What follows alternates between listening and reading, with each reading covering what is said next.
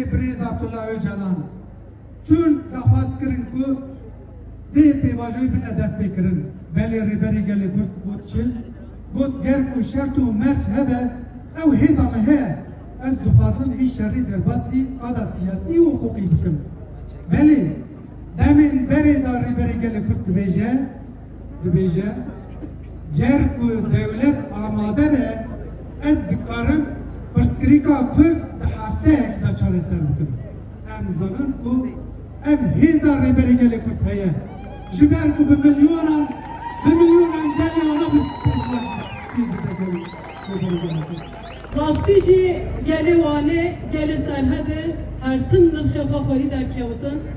İroji disa serokatiya xaxoyi derket. Hem geli serhede hem ji geli wane em tizanın ku eva var berxadaneye, vare tekoşineye, vare hebuneye, mala ve hazar canavar. Bunca yıllık inkar, imha, asimilasyon yok sayma politikalarına rağmen biz buradayızın mesajıdır. Biz Sayın Öcalan'ın özgürlüğünü istiyoruz mesajıdır. Biz barış istiyoruz mesajıdır. Biz bu topraklarda artık onurlu, sağlıklı bir barışın inşa edilmesini istiyoruz mesajıdır. Değerli Serhat halkı, bizler Demokratik Kurumlar Platformu öncülüğünde bugün Ahmet, Mersin ve Van'da Sayın Öcalan'ın özgürlüğü için yürüyüş gerçekleştirdik. Bizi bu yürüyüşe sevk eden nedenler var. Tarihsel geçmişe baktığımız zaman bunu her defasında ifade ediyoruz ama tekrar altını çizeceğiz. Kendi topraklarımızda yok sayılıyoruz. Kendi var olduğumuz, doğup büyüdüğümüz mekanlarda dilimiz, kültürümüz, varlığımız, kimliğimiz tanınmıyor.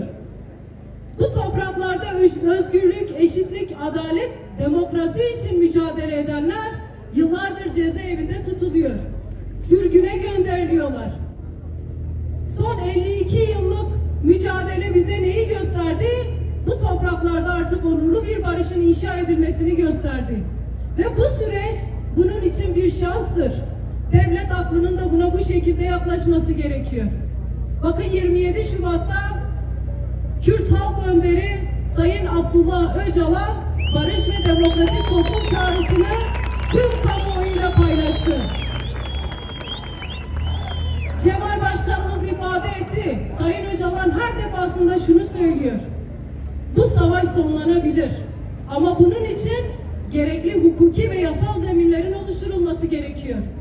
12 metrekarelik bir alanda tüm dünyaya örnek teşkil edebilecek bir mücadele açığa çıkarıldı. Ve bugün Türkiye halkları ilk kez barışa bu kadar yakın. İlk kez demokrasiye, özgürlüğe, adalete bu kadar yakın.